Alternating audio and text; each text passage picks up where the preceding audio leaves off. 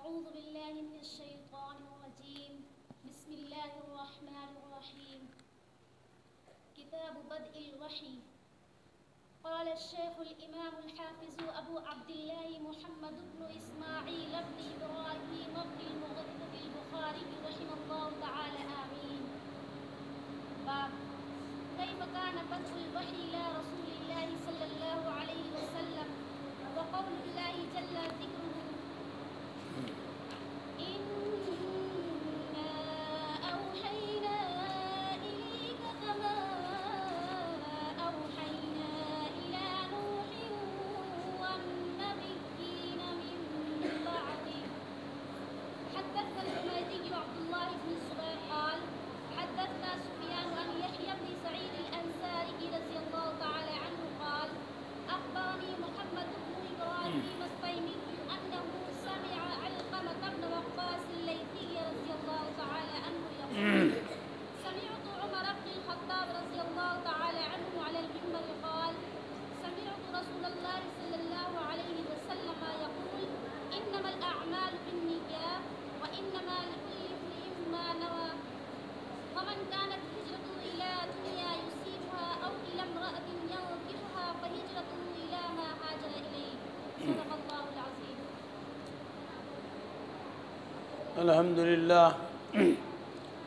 الحمد لله نحمده ونستعينه ونستغفره ونؤمن به ونتوكل عليه ونعوذ بالله من شرور أنفسنا ومن سيئات أعمالنا من يهده الله فلا مضل له ومن يضلله فلا هادي له ونشهد أن لا إله إلا الله وحده لا شريك له ونشهد أن سيدنا ومولانا محمدا عبده ورسوله صلى الله عليه وعلى آله وأصحابه أجمعين. جامعہ ام الخیر کے ناظم صاحب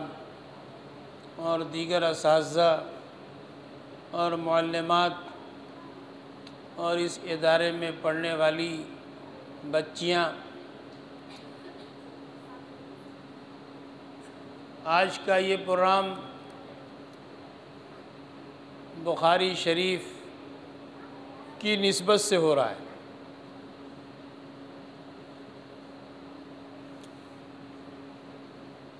حدیث کی سب سے بڑی کتاب ہے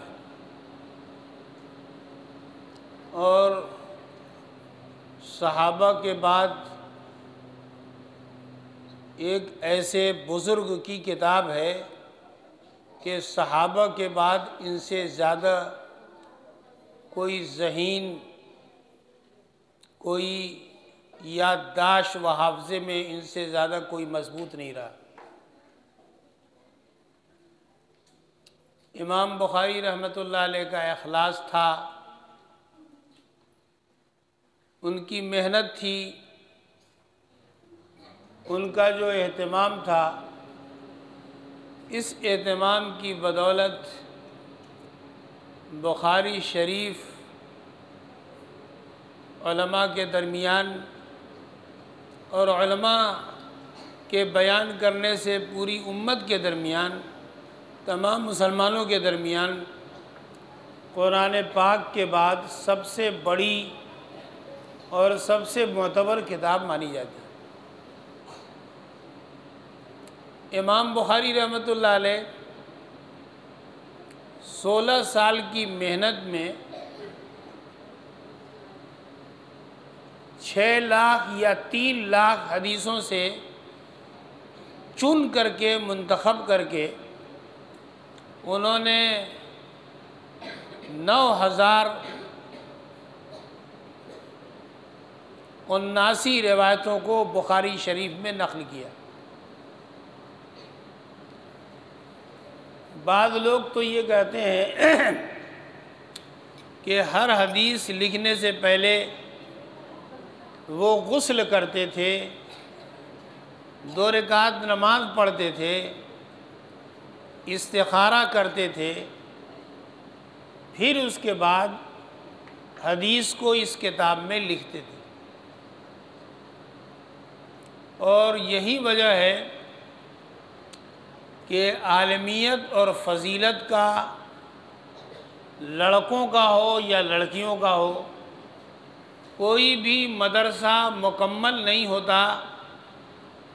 اور عالمیت مکمل نہیں ہوتی، فضیلت مکمل نہیں ہوتی جب تک کہ بخاری شریف پڑھ نہ لے۔ امام بخاری کی یادداشت بہت اچھی تھی، امام بخاری کی دیانت و تقوی و احتیاط کی زندگی بہت اونچی تھی۔ امام بخاری رحمۃ اللہ علیہ بچپن میں یتیم ہو گئے تھے، ان کی ماں نے ان کو بہت محبت پیار سے پالا اور مستقل وہ دعائیں کرتی رہیں۔ ان کی دعاؤں کے نتیجے میں امام بخاری کسی بیماری کی وجہ سے نابینا ہو گئے تھے۔ ماں کی دعاؤں کے نتیجے میں ان کی بینائی اور آنکھ کی روشنی لوٹ آئی، اور ماں کی دعاؤں کے نتیجے میں، محنت کی نتیجے میں امام بخاری رحمۃ اللہ علیہ نے 23 سال کی عمر میں بخاری شریف کو لکھنا شروع کیا، اور جب امام بخاری 39 سال کے ہو گئے تو یہ پوری بخاری مکمل ہو گئی۔ امام بخاری سے تقریباً 90,000 پڑھنے والوں نے بخاری شریف پڑھی، یعنی ان کی کتاب کو ان کی زندگی میں اتنی قبولیت حاصل ہو گئی کہ 90,000 لوگوں نے ان سے براہ راست بخاری شریف پڑھی۔ امام بخاری رحمۃ اللہ علیہ وہ فرماتے ہیں کہ میرے اساتذہ میں بعض ایسے لوگ ہیں جن اساتذہ کی 70 استانیاں بڑی بڑی محدث تھیں جنہوں نے ان کو پڑھایا ہے حدیث،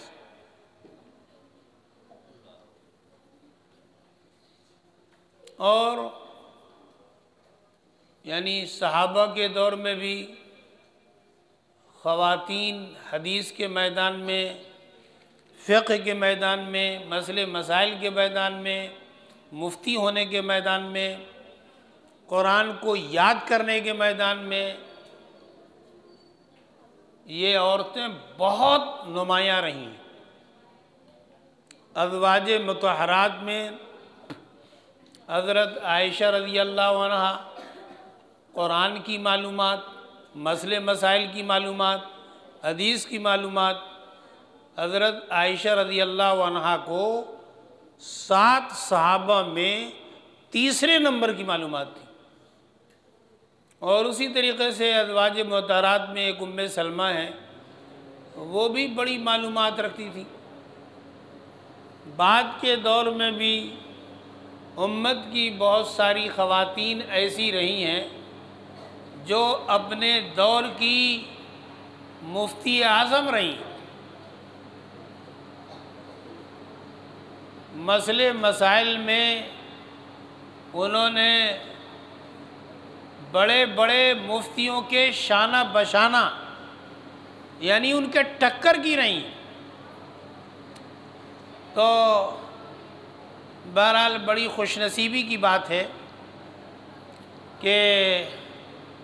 آپ حضرات، یعنی جو بچیاں بخاری پڑھنے والی ہیں، پڑھ رہی ہیں، تو انہوں نے اپنی ابتدائی درمیانی تعلیم مکمل کر لی، اور اللہ کے فضل و کرم سے وہ دن آیا جب کہ وہ بخاری شریف پڑھیں گے۔ اس پر یعنی اس درجے پر پہنچنے پر اللہ کا شکر ادا کرنا چاہیے، اور بخاری پڑھنے کا بہت اہتمام کرنا چاہیے۔ جب امام بخاری رحمۃ اللہ علیہ کی کتاب کو قبولیت حاصل ہوئی ہے اس طور پر کہ انہوں نے غسل کیا ہے، تو ہم غسل نہیں کر سکتے اور ہر سبق میں غسل نہیں کر سکتے، تو کم سے کم یہ طے کر لیں کہ بخاری شریف جب ہم پڑھیں گی تو باوضو رہنے کی بھرپور کوشش کریں گے۔ بہرحال یعنی خواتین کے لیے بخاری شریف میں ترجمہ اور حدیث کا مطلب اور حدیث سے یعنی جو بات ثابت ہوتی ہے، جو مسئلہ معلوم ہوتا ہے، جو ہدایت ملتی ہے، اگر اتنی بات معلوم ہو جائے تو یہی بہت بڑی کافی بات، بہت کافی بات۔ اب جیسے امام بخاری نے اپنی کتاب کو جو شروع کیا ہے تو حدیثوں کی روشنی میں، قرآن کی روشنی میں، اللہ کے رسول صلی اللہ علیہ وسلم کی سیرت کی روشنی میں انہوں نے اپنی کتاب کی شروعات بسم اللہ سے کی، اس لیے کہ اللہ کے رسول صلی اللہ علیہ وسلم جب بھی تحریر لکھتے تھے تو ہمیشہ بسم اللہ سے لکھتے تھے، اور جب جو ہے کوئی تقریر کرتے تھے تو الحمدللہ سے تقریر کو شروع کرتے تھے۔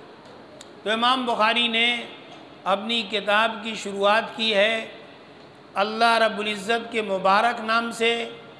جو بڑا رحمان ہے، بڑا رحیم ہے۔ اب یہ کہ رحمان رحیم ان میں یعنی دو صفت، دو مبالغے کا لفظ ہے، در حقیقت جو ہے اللہ رب العزت کی صفت جتنی ہے وہ اتنی عظیم ہے، اتنی بڑی ہے کہ ایک نہیں ہزاروں نہیں لاکھوں الفاظ سے اللہ رب العزت کی صفت کا حق ادا نہیں ہو سکتا، لیکن قرآن حدیث میں دو صفت بیان کی گئی۔ ہم عام بول چال میں جب کسی آدمی کے بارے میں سمجھتے ہیں کہ اس کی صفت ذرا مضبوط ہے، ذرا بڑی ہے، تو اس کو جو ہے دو لفظ سے بولتے ہیں۔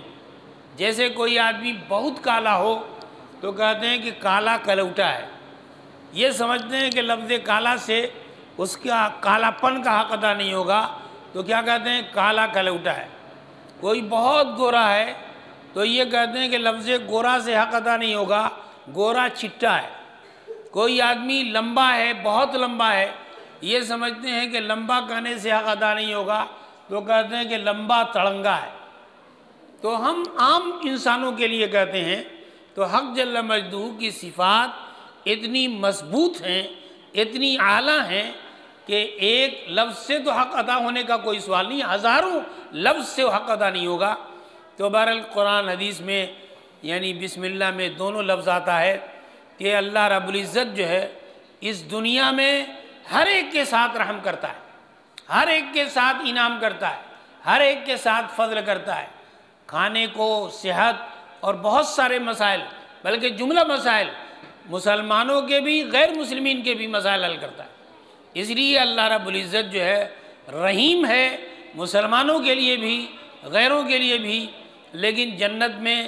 جنت کا اعمال کرنے والوں کے لیے رحیم ہوگا۔ اس کے بعد امام بخاری نے کتاب کی شروعات کی اور اس میں یہ بتایا ہے کہ اللہ کے رسول صلی اللہ علیہ وسلم کے پاس جو اللہ کا میسج و وحی و پیغام آتا تھا، تو یہ پیغام کی شروعات کیسے ہوئی، یہ شروعات کیسے ہوئی، یہ عنوان ہے، عنوان کا ترجمہ ہے کہ اللہ کے رسول صلی اللہ علیہ وسلم کے پاس وحی آنا کیسے شروع ہوئی۔ اور اسی طریقے سے قرآن میں ہے اِنَّا أَوْحَيْنَا إِلَيْكَ كَمَا أَوْحَيْنَا إِلَى نُوحٍ وَالنَّبِيِّينَ مِن بَعْدِهِ، کہ اللہ کے رسول صلی اللہ علیہ وسلم ہم نے قرآن کی شکل میں، حدیث کی شکل میں جو آپ کے پاس پیغامات بھیجے ہیں، تو یہ پیغامات اسی طرح بھیجے ہیں جیسے کہ حضرت نوح کے پاس بھیجتے رہے، دیگر انبیاء کرام کے پاس جو ان کے بعد ہوئے بھیجتے رہے۔ یقیناً حضرت نوح سے پہلے بھی نبی تھے، حضرت آدم نبی تھے، حضرت شیس نبی تھے، حضرت ادریس نبی تھے، لیکن وہ ابھی ابتدائی زمانہ تھا۔ دنیا اور مختلف اس طرح کے مسائل کے لیے وہی آتی تھی، لیکن حضرت نوح علیہ السلام کے زمانے میں آخرت کے مسائل میں، دین کے مسائل میں، ایمان کے مسئلے میں، عقیدے کے مسئلے میں وہی آنا شروع ہوئی۔ بلکہ شاید اس قرآنی آیت سے معلوم ہوتا ہے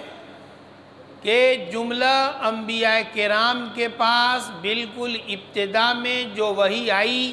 وَمَا أُمِرُوا إِلَّا لِيَعْبُدُوا اللَّهَ مُخْلِصِينَ لَهُ الدِّينَ، تمام انبیاء کرام کو ہدایت دی گئی کہ وہ عبادت کریں تو صرف اللہ کی رضا کے لیے کریں، نیت کو خالص اللہ کے لیے کریں۔ تو بہرحال یہ کہ امام بخاری رحمۃ اللہ علیہ شروع کی حدیث و شروع کے عنوان کے ذریعے سے جو بات بتانا چاہتے ہیں وہ ایک بات بتانا چاہتے ہیں، وہ یہ بتانا چاہتے ہیں کہ کوئی بھی عمل اور کوئی بھی عبادت، کوئی بھی چیز چاہے دنیا کی ہو یا آخرت کی ہو، اس وقت تک درست نہیں ہو سکتی اور اس وقت تک ثواب نہیں ملے گا، اس وقت تک معتبر نہیں ہوگی جب تک کہ دو شرطیں نہ ہوں۔ پہلی شرط یہ ہے کہ قرآن حدیث کے مطابق ہونا چاہیے، وحی کے مطابق ہونا چاہیے، شریعت کے مطابق ہونا چاہیے، مسئلے کے مطابق ہونا چاہیے۔ اور دوسری شرط یہ ہے کہ ہم جو ہے یعنی اس عمل کی نیت کریں، بلکہ نیت اس بات کی کریں کہ اس سے اللہ خوش ہوگا، اللہ کو خوش کرنے کے لیے وہ عمل کریں، کسی انسان کو خوش کرنے کے لیے نہیں، کسی انسان کو دکھلانے کے لیے نہیں، بلکہ اللہ کی رضا کے لیے۔ تو کوئی بھی عمل اس وقت تک درست نہیں ہوگا جب تک کہ وہ شریعت کے مطابق نہ ہو، وحی کے مطابق نہ ہو، قرآن کے مطابق نہ ہو، حدیث کے مطابق نہ ہو۔ امام بخاری کے استاد ہیں حمیدی، ایک بڑے عالم ہیں، ان کے استاد ہیں سفیان، ان کے استاد ہیں یحییٰ، ان کے استاد ہیں محمد ابن ابراہیم التیمی، ان کے استاد ہیں علقمہ ابن وقاص لیثی، اور وہ نقل کرتے ہیں حضرت عمر ابن خطاب سے۔ حضرت عمر ابن خطاب جو 4 خلیفہ میں یعنی دوسرے نمبر کے خلیفہ ہیں،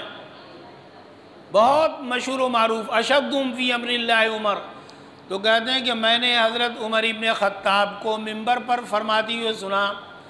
کہ میں نے اللہ کے رسول صلی اللہ علیہ وسلم کو فرماتی ہوئے سنا کہ عمل درست ہوگا اسی وقت جب کہ نیت ہو، عمل اسی وقت درست ہوگا جب نیت ہو، بے نیت کے عمل درست نہیں ہوگا۔ اگر آپ بے نیت و ارادے کے دن بھر بھوکے پیاسے رہیں اور روزے کی نیت نہ کریں تو روزہ نہیں ہوگا۔ اور روزہ رکھنے کے لیے، نفلی روزہ رکھنے کے لیے ظہر سے آدھا پون گھنٹہ پہلے نیت کرنا پڑے گا۔ رمضان کے روزے رکھنے کے لیے ظہر سے پہلے آدھا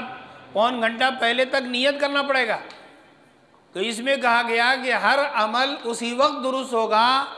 جب کہ عمل کے ساتھ نیت ہو۔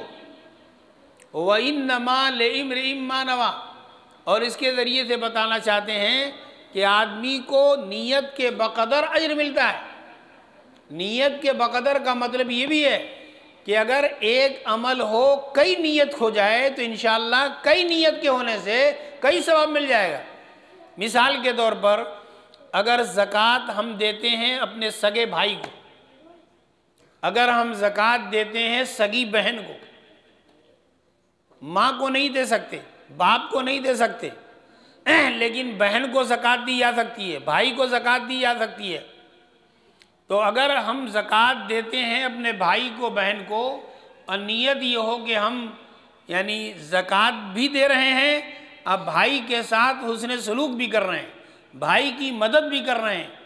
تو ایک عمل ہے زکوٰۃ دینے کا، لیکن نیت کے کئی ہونے کی وجہ سے 2 ثواب مل جائے گا۔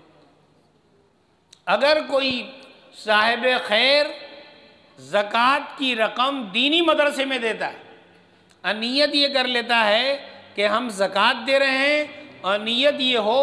کہ ہم جو ہے علم کی اشاعت بھی کرنا ہے، یتیم بچیوں کی مدد بھی کرنا ہے، اور متعدد نیتیں کر لیں تو انشاءاللہ نیت کے کئی ہونے سے اجر بھی بڑھ جائے گا۔ فمن کانت ہجرتہ الی دنیا یصیبھا، ہجرت کہتے ہیں کہ ایسی جگہ جہاں پر اسلام پر چلنا ممکن نہ رہے، وہاں سے ہٹ کر کے ایسی جگہ چلے جائیں جہاں پر اسلام پر چلنا آسان ہو۔ تو اگر کوئی آدمی یعنی اپنا گھر بار چھوڑتا ہے اور ہجرت کرتا ہے تو ہجرت کرنے کے کئی مقصد ہوتے ہیں۔ ایک مقصد جو اس میں بتایا گیا ہے وہ یہ بتایا گیا ہے کہ مثال کے طور پر ہماری بڑے کے گوشت کی کینٹین تھی، اس میں بڑے کے گوشت کا قورمہ ملتا تھا، بریانی ملتی تھی، اور اس کو مسلمان ہی کھاتے تھے۔ اب تمام مسلمان چھوڑ کے چلے گئے، اب ہماری دکان بند ہو گئی، کوئی کھانے والا نہیں ہے، تو ہم جو ہے یعنی یہ جگہ چھوڑ کر ایسی جگہ جا رہے ہیں جہاں مسلمان بستے ہیں، اور جانے میں غرض و غایت کیا ہے؟ کینٹین چلانا،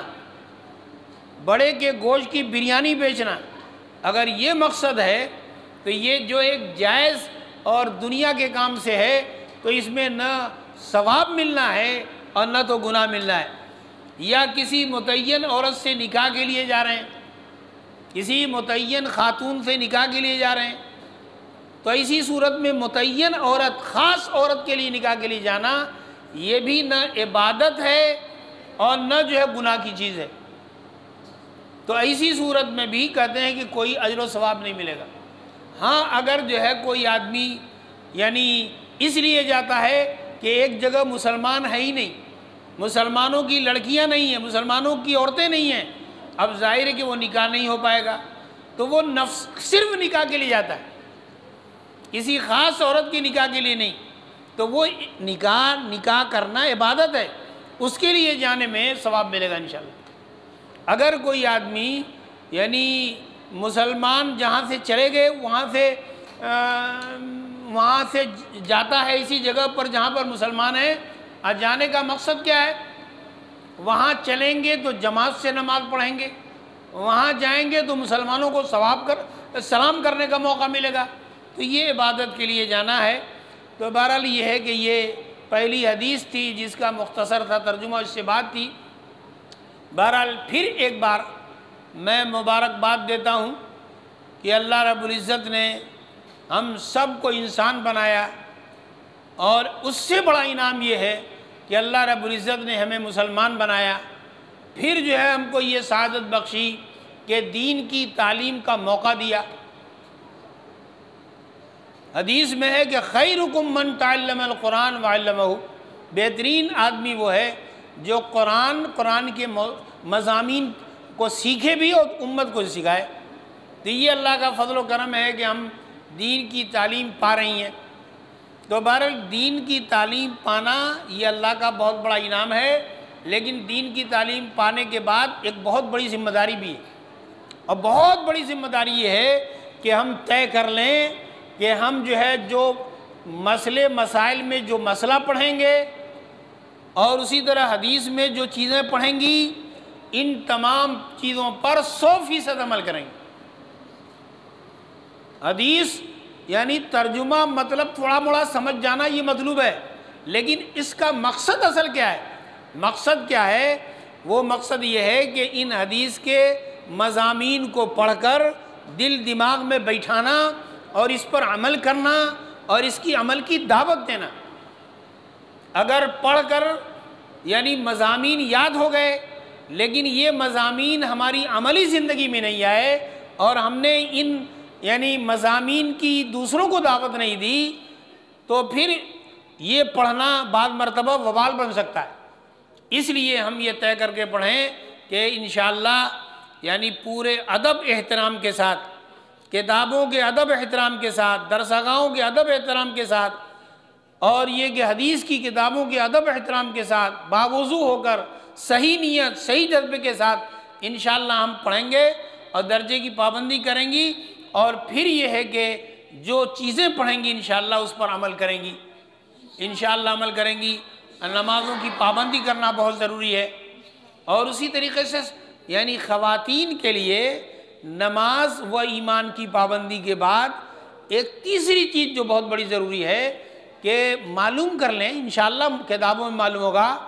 کہ کس سے کتنا پردہ کرنا ہے۔ پردے کے باب میں فقہ میں جو ہدایت موجود ہے پوری ان ہدایتوں پر عمل کریں۔ یہ جو عرفی محرم ہوتے ہیں جو ہمارے گھرانوں میں پائے جاتے ہیں، جیسے کہ دیور ہے اور لوگ سمجھتے ہیں کہ دیور سے پردہ نہیں ہے، اللہ کے رسول صلی اللہ علیہ وسلم نے فرمایا دیور موت ہے، یعنی جس طریقے سے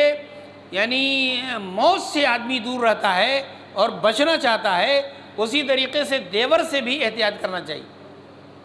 تو اس لیے یہ طے کر لیں کہ ہم جو ہے پردے کی بحث کو بھی سمجھیں گی اور سمجھ کر کے 100% اس پر عمل کرنے کی کوشش کریں گے۔ خواتین کے لیے بہت ضروری ہے۔ اللہ رب العزت کہنے سننے سے زیادہ عمل کی توفیق عطا فرمائے۔ گرمی بہت زیادہ ہے، اس لیے ضروری مختصر بات میں نے عرض کر۔ اللہم صلی علی محمد وعلی صلیت علی ابراہیم